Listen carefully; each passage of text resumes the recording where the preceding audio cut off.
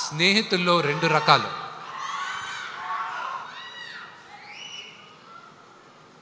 కృష్ణుడిలాగా, కర్ణుడిలాగా.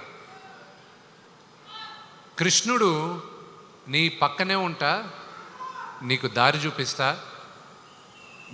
నీ వెంటే ఉంటాను అంటాడు. కర్ణుడు నువ్వు ఏమన్నా చేయి, నీ అనుకుంటాను, నేను చూసుకుంటాలే ఏది జరిగినా అంటాడు. నా జీవితంలో కృష్ణుడుగా ప్రభాస్,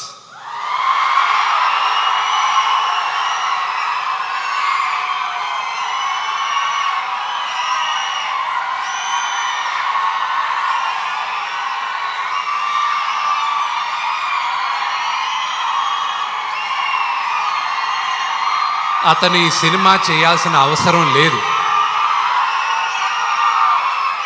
కానీ తను కేవలం నాన్నగారి పైన ఉన్న ప్రేమ, అభిమానం, గౌరవంతో ఒప్పుకున్నాడు. అది నేను ఈ రోజుకి ఏడిపిస్తూ ఉంటా. వెళ్ళ నువ్వు నాన్నగారి కోసం చేసావు, నా కోసం చేయలేదు, అంతే కదా, బావ కోసమే కదా చేయాలి అంటూ ఉంటాడు.